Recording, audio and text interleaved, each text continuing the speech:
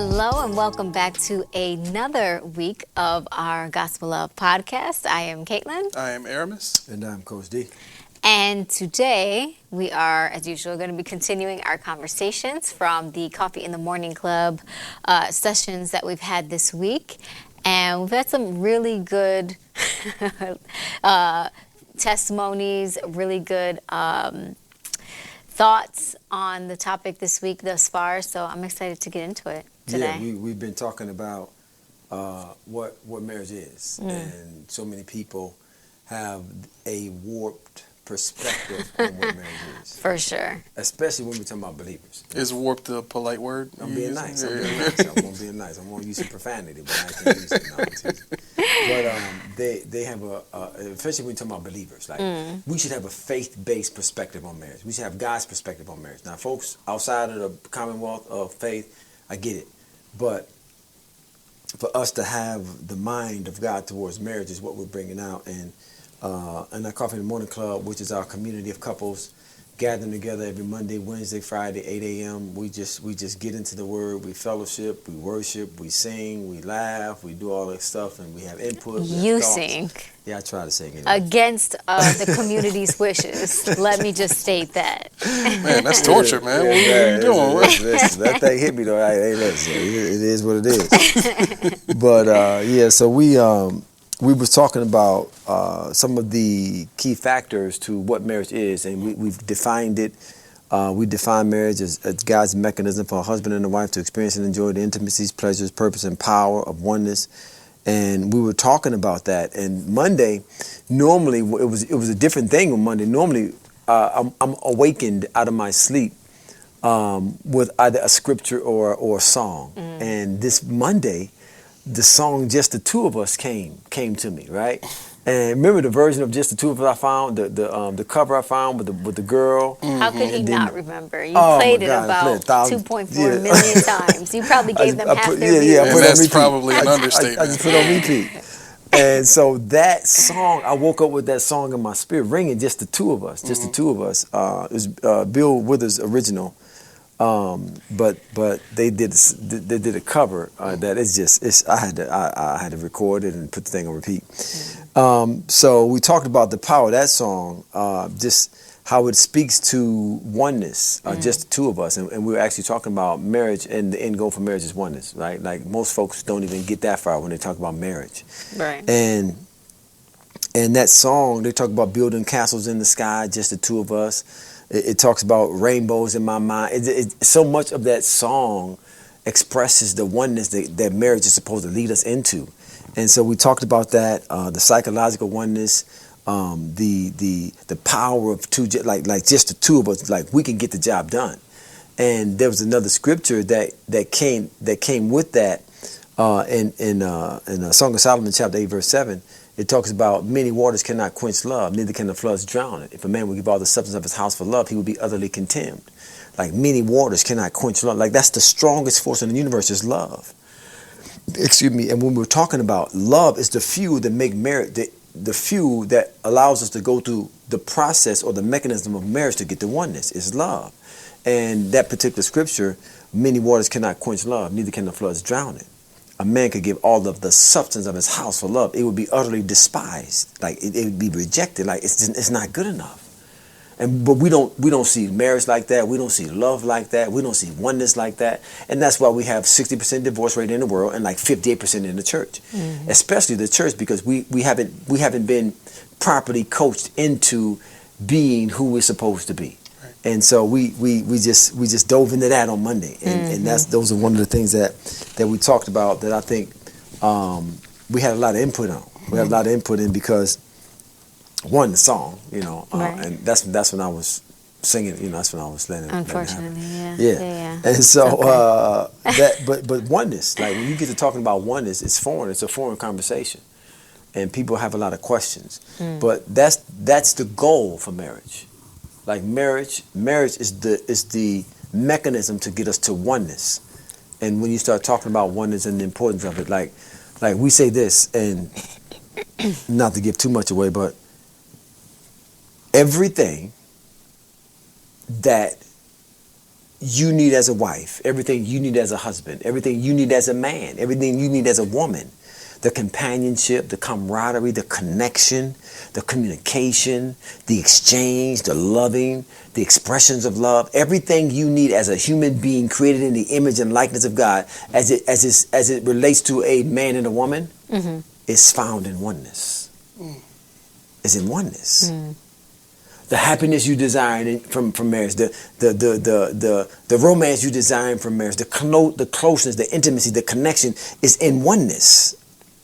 Is in oneness. But because we don't have a consciousness and we don't have an idea of what oneness is, now we still live in separate lives, and then we wonder why we're not close and we just drifted apart and we just connected and we just two ships passing in the night and we don't have this in common and we done grew apart. Yeah, because you weren't moving toward oneness.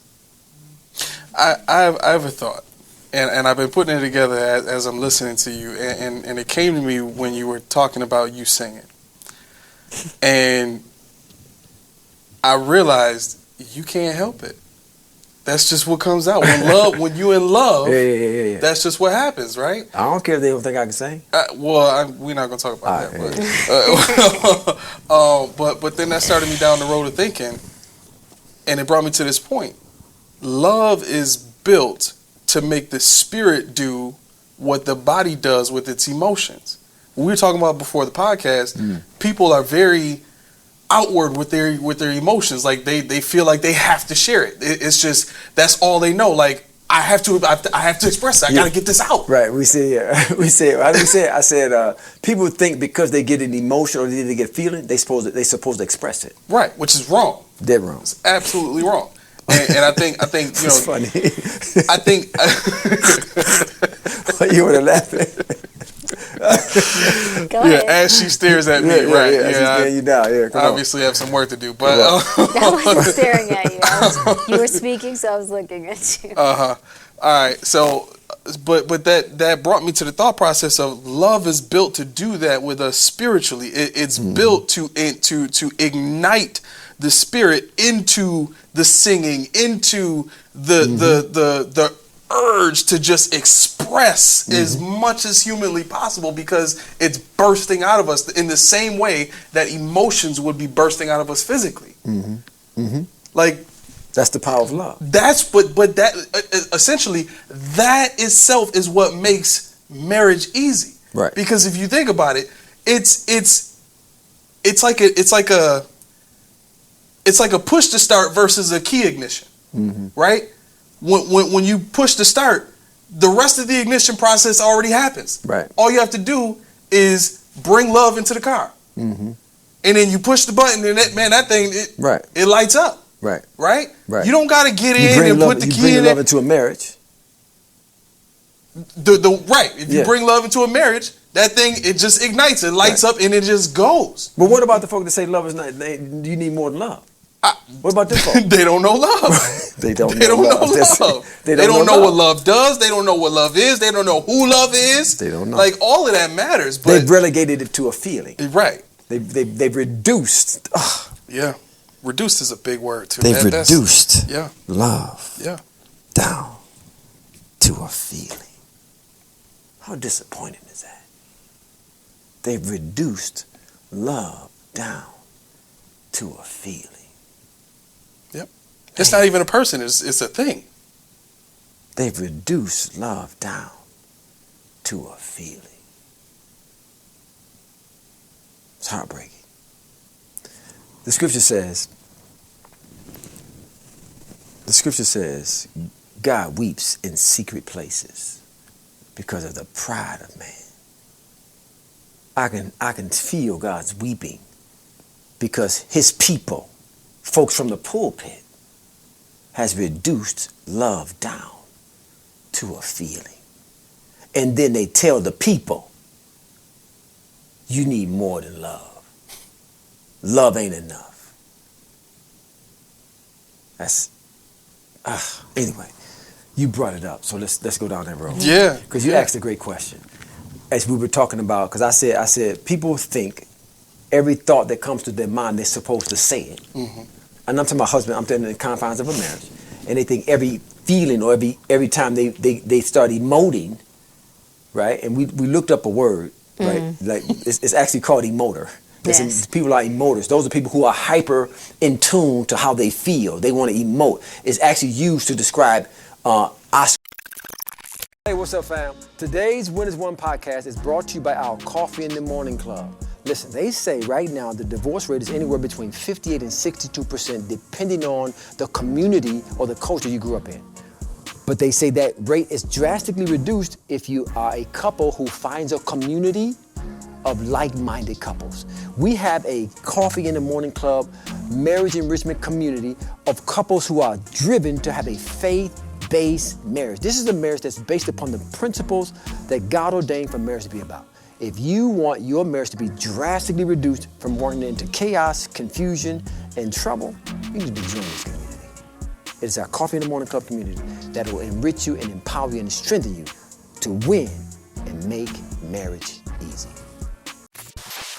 Winning actors, they're great emoters, right? Because they get into the feeling of the character, right? They're able to emote, they're able to get inside of their emotions and bring the character to life. They're great emoters, right? So they people feel like I said, people think that whenever they get a thought, they're supposed to say it, and whenever they get a feeling, they're supposed to express it. Right. And you brought out a great point. It don't necessarily have to be verbally. It could be body language. As well. Then you asked a great question. You say, well, how do you get to the point where you can control that, right? And I know that's a question that most husbands and wives like. How do you control your emotions? And the conclusion to that matter is the way God caused man to function. He wanted him to be spirit man dominant. And the spirit man and the faculties of the spirit man, communion, intuition and conscience, was designed to be the most powerful aspect of the triunity of man. Then the soul man was to bow down to or yield to the authority and power of the spirit, and then the body was to yield to the power and authority of the soul. But unfortunately, there's a power in the spirit, there's a power within the soul. When man failed, that power was flipped. Spirit man became comatose in a sense, and he atrophied. But soulless man became strong and built up strong. And we became strong in our own might and our own strength. There's this thing called, the Bible refers to as the power of the spirit, and then there's the power of the soul. Well, we have to, once we get on the other side of the cross, once we accept Jesus Christ, now we're born again. Now the spirit man is rejuvenated. The new man now, which is a whole nother subject matter we want to get into, the new man. Now we should be new man conscious. We are spirit man conscious now. Now we got to strengthen that man. That's why the Bible says, Lord, strengthen me with might by your spirit in my inner man. Right? I got to build up the strength in my inner man so that they can control my soulless man faculties. If I'm not able to control my soulless man faculties, that's because I'm a weak man in the spirit. I got to get stronger. The Bible says a man that had not ruled over his own spirit is like a city without walls. Broken down in the city without walls. It says the spirit of the prophet is subject to the prophet. The spirit man is supposed to be the dominant force within the triunity of man. But if he's not, then the faculties of the soul, the emotions primarily, the inordinate desires, and the dysfunctional, the unrenewed mind is now taking over. And now you're out of control. You feel something, you think you're just supposed to spew it out. Right. You think something, you think that's your thought. Most folks aren't even aware that every thought that comes to their mind is not their thought. Yep. Right. That thought don't belong to you. Right. So there needs to be a level of strength. Marriage demands of us a level of maturity. Spiritually, with all of its faculties. Soulishly, with all of its faculties. We have to be under control of our emotions. We have to have our emotions under control. The control of the spirit. And as you said, the spirit of love. Yeah. Like the spirit of love is the most see when we got saved, Holy Spirit came in and flooded us with the love of God. That force of love is now what gives us dominion over ourselves. When we talk about over ourselves, we're speaking of the soul, the mind of the soul, the emotions of the soul, and the desires of the soul. Yeah. The spirit man gives us love, gives us control over that. You said if you desire to be in the flow of love, more than you desire to emote or express thoughts that will cut off or limit that flow, Yep. then you're in control. Yep.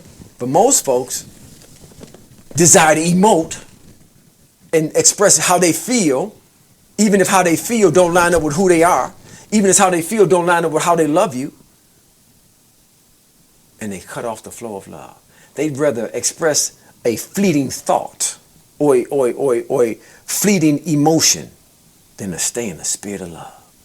So go into that just a little bit too, because I want to make sure we bring that out too, because I think understanding that is just as important as understanding the absolute need to have control over our emotions is understanding the flow of love. So go into that a little bit. Well, when we talk about the flow of love, we're talking about the very thing that enables us to function in our most powerful state of being is love.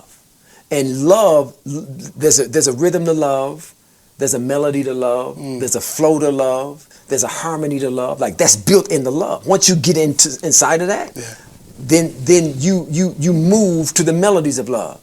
You speak to the flow of love. You communicate to the harmony of love. You in love. Like we wrote the book, What Love Is. Like the book. We wrote the book, What Love Is.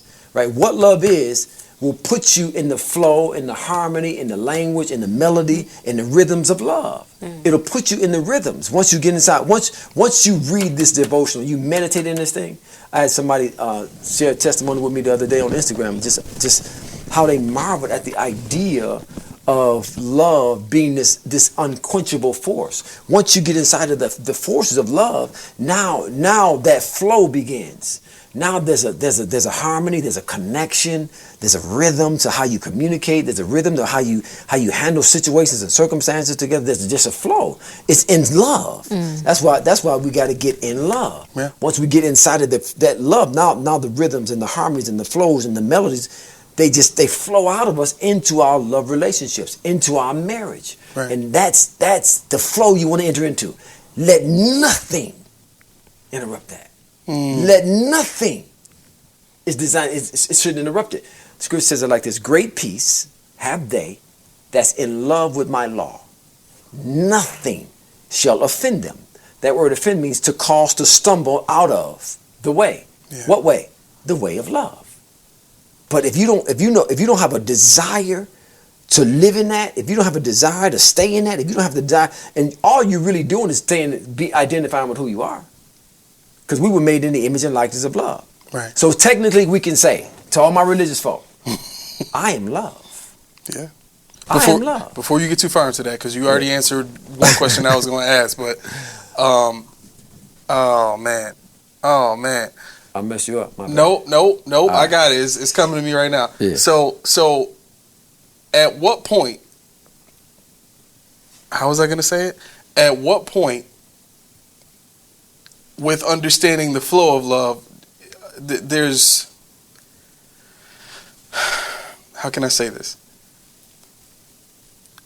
I guess you kind of answered it, because I was gonna ask, is there because we know there's long suffering but not forever suffering, right? So at what point do we try to have a conversation? Is there ever a time where we need to force a conversation? Is there ever a time where we need to, try and make something happen? Because I would say yes. I would definitely say yes to that, because there's times when you just got to deal with the situation. You got to deal with it, and we can't just leave that out there. God is right, He's right. long suffering, right, but He's not forever suffering. We got to put that out there. Love is long suffering, but it's not forever suffering. Like there comes a point in love where God says, "Okay, enough is enough." Even God says that. When God was talking today, he said, Ephraim. How do you say it? He said, Ephraim is joined unto his idols. Let him alone. Right? He talked about when the iniquity had run full with the Amorites, then he would judge them. Like there's a point where God says, okay, that's what you want. Okay, here you go. You can have it. right. Right? Have it your way. You want it? Right? That's the point of it's called reprobation in Romans. And with us in loving a spouse, right? And loving the children, it's like Hey, what's up? Coach D here. Listen, I got something I need to say to you real quick. Listen, marriage is made for lovers. Now, once you understand that marriage is made for lovers and you're not listening to them folks that keep saying you need more than love to make marriage work, you have to identify as a lover. Once you identify as a lover, now you got to learn what love is. Guess what? We have something for you that can help you understand exactly what love is in its most comprehensive nature. It's so much more than just an emotion.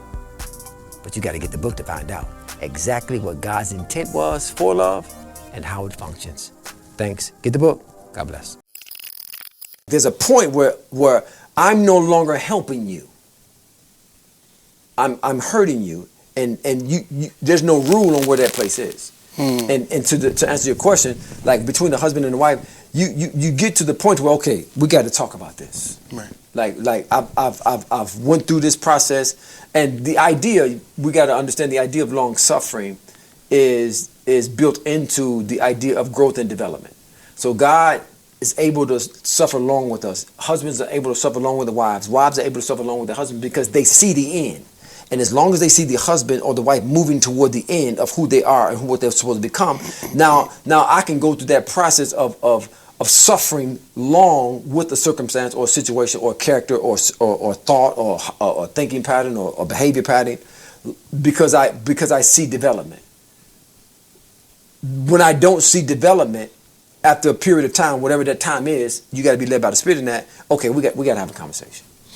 So one of the things that Caitlin and I used to do, and I just wanted to make sure we bring this out when you talked about long suffering. We used to let each other know what we were long suffering with. You know, I'm trying to, now if you let me know. You doing this, and I'm long suffering it. No, but I used to do. I do. Listen, we've said it from time to time. I mean, wait, listen. Israel did not know God was long suffering with them. They didn't know that. He was still feeding them. He was still keeping them warm at night. He was still giving them water from a rock. He was still maintaining their health. They was running around in unbelief, not believing God, building idols, doing all kinds of silly stuff. They didn't know he was long-suffering with them. See, true long-suffering is rooted in love. You won't even know I'm long-suffering with you. You won't even realize. You won't even know. You won't even realize it. Yep. Sister Leslie had no clue the stuff I was long-suffering with through her. And I'm sure I have no clue what she was long-suffering with me through. Because we didn't, it's built into love. Right. Yeah. It's a fruit of love. You won't even know it. Love is so strong that it's so strong that you won't even feel the pain or the agony of long suffering. If you really get into love, you won't feel it. Yeah. But that's what happens. Most folks, they get in, they want to be in any motor, and they feel like, well, I've been suffering long through this.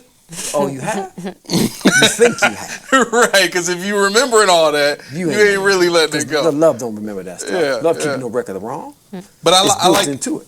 I like how you kind of answered the question for me before, and I brought this up before we came on set.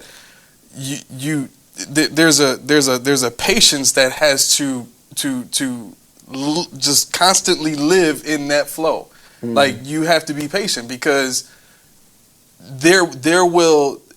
As a matter of fact, you also said just now it has to come, by the Spirit of when the right time for conversations and things like that.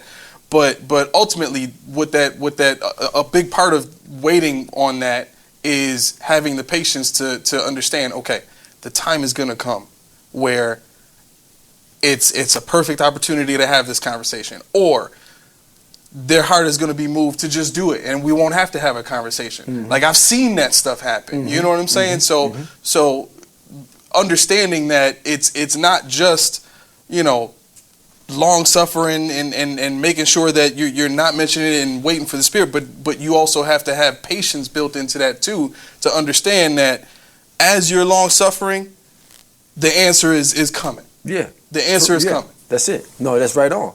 It's when you lose hope that the answer is coming. It's when you want to start telling your folk how long you've been suffering. Like I've been going through this a long time. Like it ain't it's a problem. Yeah. Right. But all of this conversation we're talking about is foreign to most people. Because most folks are being coached or pastored to function in marriage from the old man. We this new man stuff we're talking about. Right.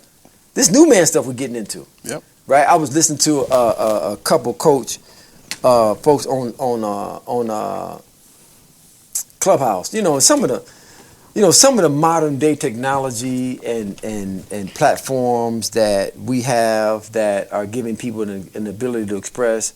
They're good, but some of them they're bad too. Because now you got folks, just anybody out here trying to coach people and tell people what to do, right? And unfortunately, this couple faith-based thing is all we do is faith-based. Like we get the folks that's outside of the covenant of God, they do whatever they want to do. But faith-based couples and they're coaching couples from the perspective of trying to refine the old man.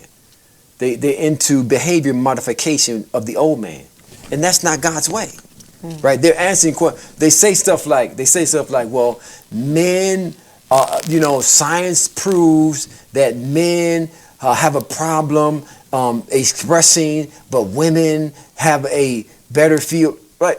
All that information and all that science they talking about, that's the old man studies.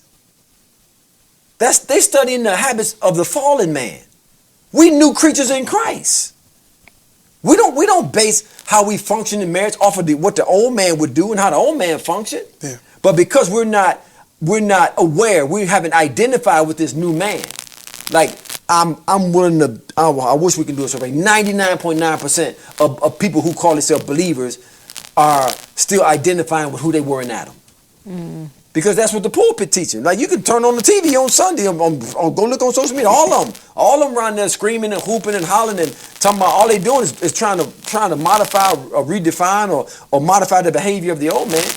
When God said that man is dead, don't even talk to me about that man. Don't even address me as if I was that old man. Don't even try to. We're trying to pastor and coach folks into identifying with the old man when we really should be coaching them into identifying with the new man. Yep. The stuff we're talking about, that's new man language. Right. Folks here, we were talking about, what you mean long suffering? And they don't know I'm long. Then she gonna know I'm long suffering. Yeah, because that's what the old man would do. And that's who you identify with. Yep. That's who you identify with, is the old man. New man don't function like that. Right. But you don't even know what the new man is. You don't even know how the new man think. You don't even know how the new man love. We don't know that because we ain't been taught that. We ain't been coached to be husbands like that. We've been coached, well, husbands don't really express their feelings. Says who? That's a lie. You lying to me now. The sad part is you don't even know you lying to me. And you leading God's people. You don't even know. That's what we do. That's what we are. That's where we are. I like how you said you telling on yourself. Man. You telling on yourself. Man, you telling on yourself, man. You telling people where you are. But the people you talking to, they don't know it either. That's true. But you let the right person roll up on. Remember when it's like Goliath.